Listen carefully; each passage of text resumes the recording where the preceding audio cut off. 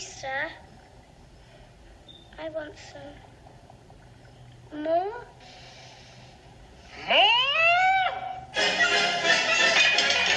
Hey guys, hope you're all having a great day. Today I wanted to cover the rune system in Diablo Immortal, which was recently added to the game in the anniversary update. And bear in mind that information in this video might become outdated fast as Blizzard makes more changes and updates to the rune system. The current system does have quite a lot of limitations, which I'll be talking about, and I think that Blizzard have kind of released this in an initial state just to kind of test the waters and see if there's any bugs before rolling out future updates. So I will be covering any changes that they make and updating this guide. So if you don't want to miss out on any future videos, then do consider subscribing to the channel. So firstly, let's just talk about what exactly runes are. So runes are a way for you to actually get more bonuses from each piece of your legendary gear. So before we'd only have one slot in the legendary gear, which would be the slot for the legendary gem. Now we have two here, and you can see that I've already filled some of these for some of my gear.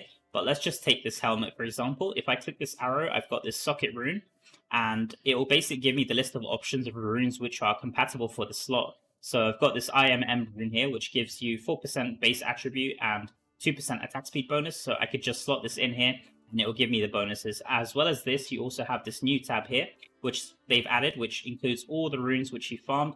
As you can see, some of these are tradable and some of them are bound. And once you equip a rune into your piece of gear, it will become a bound rune.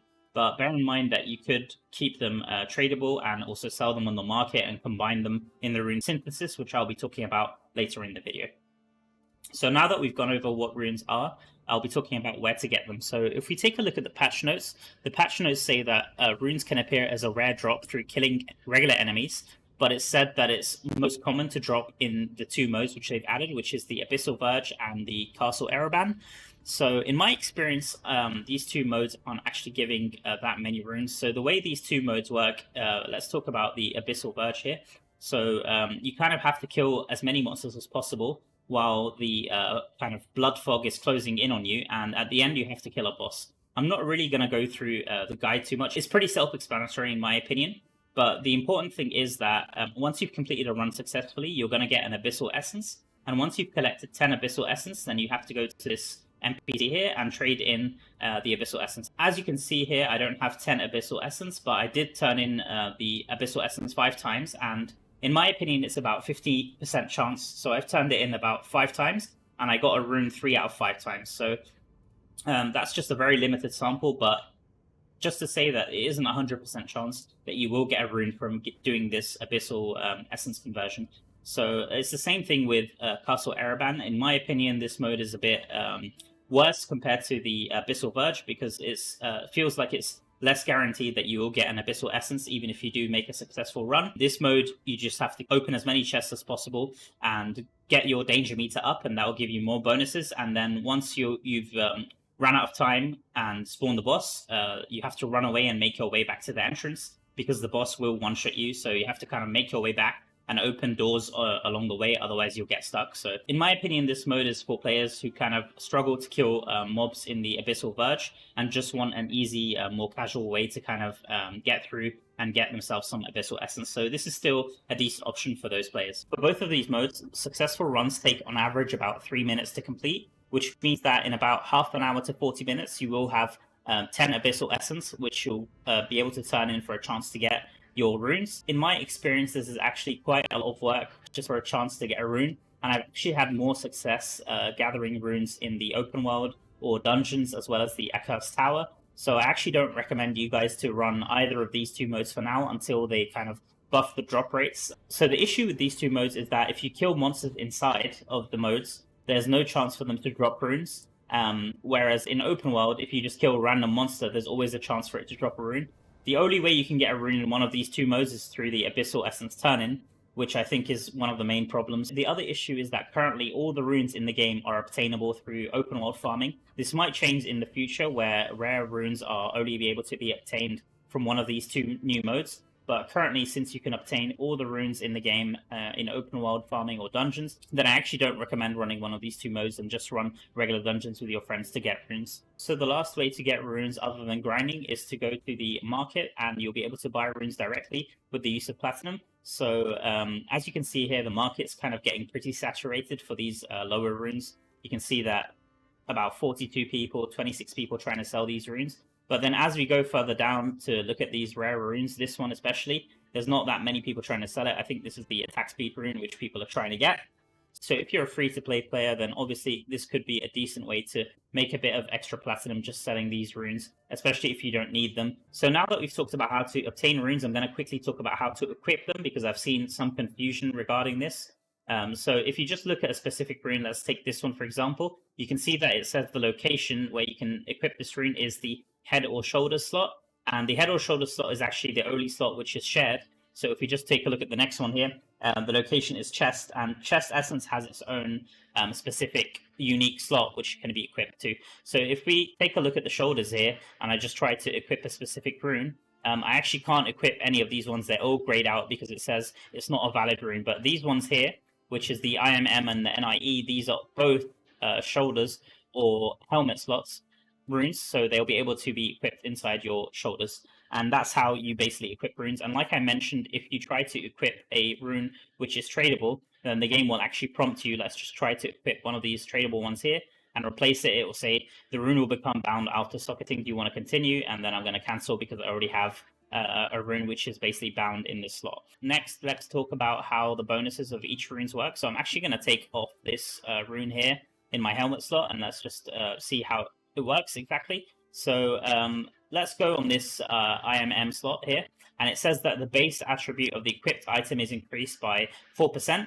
So each rune actually has this base attribute increase, but this can change depending on the rarity of the rune. So as you can see, some of these have 3%. All these runes which are currently in the game are common runes. As far as I can tell, there's no way to get rare or legendary runes, but this base attribute will be increasing, as well as the number of bonuses that you have. So currently what we get is basically one base attribute bonus and one specific added bonus which we get on top of it. So for this specific rune, you get a base attribute of 4% and an attack speed increase of 2%. So let's just look at our stats currently. So we've got an attack speed of 16 and the base attribute, which in this case for the helmet is the damage, and I'll talk about how it increases it. So let's just equip this rune here and see exactly what it does. Let's go for the IMM. So here we go. You can see it's added 26 damage, and also our attack speed has gone from 16 to 18%, which is really nice. And then let's actually do the same for the shoulders here. So let's equip the rune here and go for the same one, which is 4% and 2% attack speed. And as you can see, our attack speed has gone to 20%. So first of all, this shows that the rune effects stack, and you don't need to have different runes in each slot. You can actually stack the effect of them. And the second thing is this base attribute 4%. It only gave me 26 damage. So how the game calculates this is if you click on this magnifying glass here, you can see the base attribute damage is 654. So it actually takes 4% of this 654, not this number here. It takes the base attribute, and 4% of 654 is actually 26. So this is kind of what you're getting. So what this means is that you kind of want to prioritize for the main hand slots, because main hand slots give you the most damage. As you can see here, it's almost double the damage of the helmet slot, as well as the chest slot, which gives you the most amount of life. You can see here it gives me about almost 23,000 life for this chest, compared to the pants, which only gives you 7,200. So if you're kind of strapped for platinum and you want to buy your runes to platinum, then I would actually recommend going for the main hand slots and the chest slots first before filling out any of these other ones, just because you can get the most bang for your buck and get the most amount of damage. So let's just take out this rune here, the bowl rune, and just add it. You can see already that it's giving me double the damage that I got from the helmet. So if we just equip it back on, it should give me back that 51 damage, as you can see. So next, let's talk about Rune Synthesis, which is currently the only way to upgrade runes in the game. So if we go to the blacksmith here and go to runesmithing, we can see that we've got the socket runes, which is the same as what we had in the inventory, but we've also got this Rune Synthesis tab, which is basically, like I said, the way to upgrade your runes. Now, this was kind of a bit of a letdown, because we initially thought that you can actually increase the rarity of your runes in here, but currently, like I said, we only have common runes, and there will be more runes added to the game. As you can see here, this ENT rune is added. So first of all, let's just take a look at the tooltip for Rune Synthesis. So it says that 2 of the same rune can be used to synthesize the next higher rune. So this is actually incorrect. They've changed the cost to be 3 runes of the same type can be used to synthesize the next higher rune. It used to be 2 runes, You can actually see that in some of the images of the patch notes that it used to be 2 runes, but they've increased the cost from 2 to 3. So what exactly does this mean that you get the next higher rune? Well, basically, let's take a look at the NIE rune as an example here.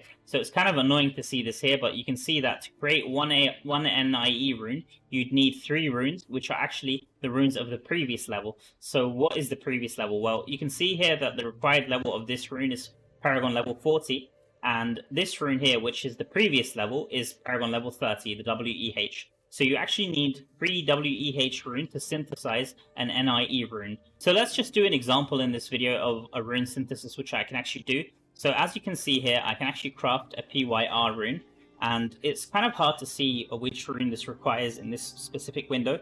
But if we just take a look, the PYR rune is required level 50, which would mean that I would need 3 of the previous level to craft one of these. So I would actually need the required level 40 rune. Now, if we take a look at my inventory here, I can actually see that I have 6 NIE runes, which is the required level 40 rune, and I have 6 of them which are unbound, and also 2 of them which are bound. So because I don't really want to use up these unbound runes, I'm actually going to only use one of them. And the way I can do that is if I go back to the runesmithing and rune synthesis here, you get 2 options. You get the unbound version. So this version would use 3 of the unbound NIE runes to create 1 PYR rune. Or I can go for the bound option, which basically will allow me to use 2 of my bound NIE runes and 1 of my unbound NIE runes to be able to synthesize one of these PYR runes. So that's actually what I'm going to do here. Let's just click this, and it says you're about to use unbound runes to create a bound rune. And yes, unfortunately, I will have to use one of them.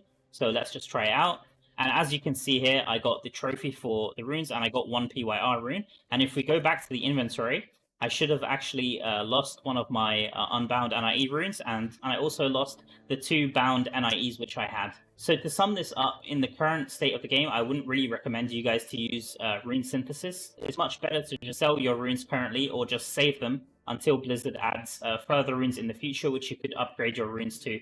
So what I could see happen is that for the next rune up, which is the rune which will be added in 8 days, which is this ENT rune here. If the current system is anything to go by, we have this bowl rune, which is the level 100 rune. If this next rune will be the Paragon level 110 rune, then I could see 3 bowls being required to craft this ENT rune. So if you have a lot of platinum, then it could be worth buying a few of these bowl runes, especially if they're cheap on your server, just to give you guys the best chance to be able to directly synthesize to the new runes which are added to the game, rather than farming for them. You could potentially go for this option if you'd like. So just before I move on from rune synthesis, because I don't want you guys to waste your platinum like I did try to be a bit too clever for my own good, and I actually bought 1 bold gem when I'd already farmed 2. So you can see here that I actually have 3 bold gems in total. 1 of them is tradable, which I bought from the market, and 2 bound ones. And I tried to actually craft the next rune up, which is the ENT rune, and it doesn't give me this option to do so yet. So I don't recommend you guys to do this just yet. Just hold off until they do add this rune in 8 days, and then you should have it up here if you have collected 3 of the bowl runes. So we've actually gone through quite a lot of information in this video, but I just want to sum it up to give you guys the key takeaways. So with the current system, I'd actually recommend you guys to be a bit patient until Blizzard kind of fleshes out the system and gives us a bit more clarity, as well as finalizes the drop rates, because at the moment they are tweaking things quite a lot. So for example, the Abyssal Verge used to give quite a lot of legendaries when it was first released, and now at the moment it's been kind of nerfed a lot. And I think what they're planning to do is that they want to increase the rune drop rate within the new modes, and kind of make those the primary way that players get runes. So I would kind of be a bit patient and just wait for the future patch notes. In the meantime, I would recommend you guys to go for runes in every slot, just to get a base common rune in every slot that you have. So at the moment, you can see that I've gone for a 4% rune in all of these slots here. So you could kind of take your time with this, just farming it. I wouldn't recommend you to spend way too much platinum at the moment on these runes, because, like I said, they will be adding more runes in the future.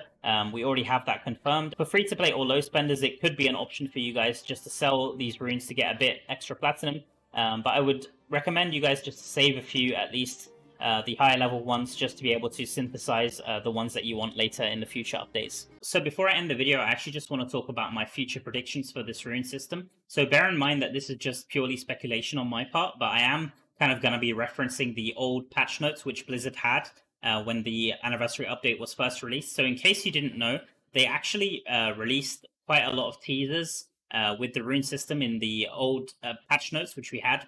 But now what they've done is that they've actually removed a lot of these images and changed up the patch notes because there were mistakes in the patch notes that we had previously. But we can kind of gain a bit of information for what they kind of intended this rune system to be.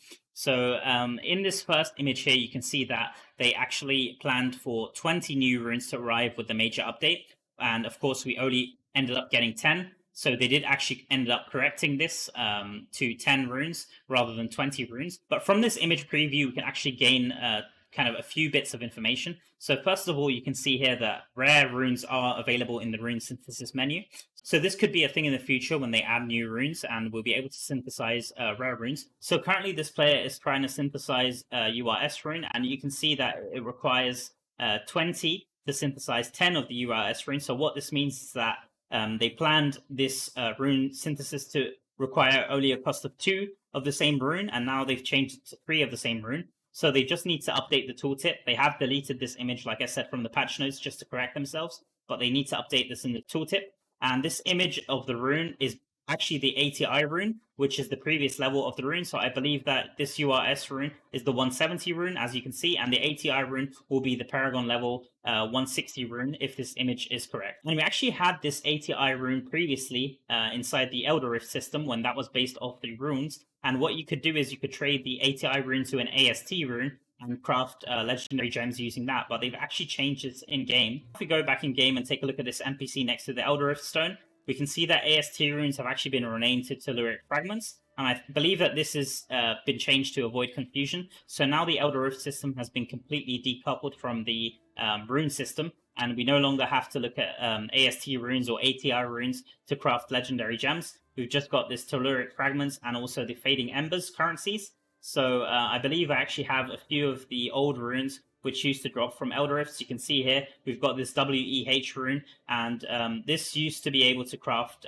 specific 1-star gems, but now, because they want us to use the rune system with this new system here, which has nothing to do with Elder Rifts, this is how they've gone about it. So finally, let's take a look at another image from the old patch notes, which was also removed. So we've got this image here, which gives us a bit more information. So this specific player, he has 5 legendary runes, which are equipped on his helmet, chest, pants, and both offhands. And they've got 3 rare runes, which are equipped on the shoulders and both main hands. And you can see that the gear piece, which is the helmet, is selected, and that gives us a look into the legendary runes. In this case, it's the LEV rune, and you can see that it's giving you a base attribute of 8%, which is even higher than the rare rune, which had a base attribute of 6%. And it also gives you 3 extra bonuses, which is the same as the rare rune. But you can see here that the last bonus it gives you, which is the critical hit damage, I believe that this is the unique legendary kind of bonus given to this rune, which is the critical hit damage, which is a very strong bonus indeed. As well as this, you get the increased damage to enemies less than 30% life,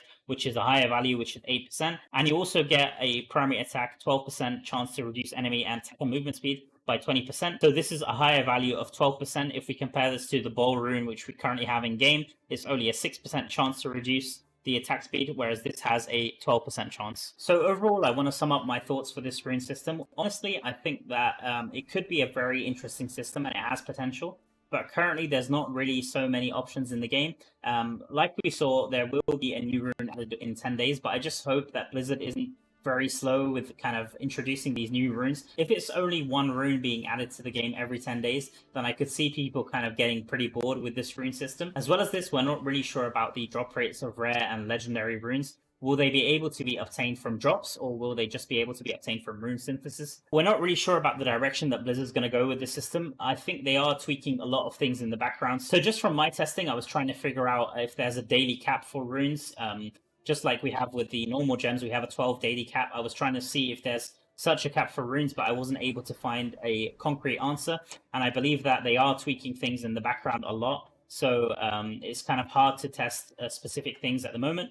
But I am optimistic to which direction Blizzard takes this feature in. I mean, after all, these runes are taking quite a huge slot. They actually look bigger than the legendary gems. So since legendary gems play quite a crucial part in Diablo Immortal, I could also see that runes will in the future also play a crucial part. They also have their own tab just like the gems. So I do think that Blizzard will make improvements and tweaks to the system in the near future, but we just have to be patient and see where they take it. So with that said, guys, I'm going to be signing off here. I hope this video has been useful. Thank you all so much for watching, and I'll see you all in the next video.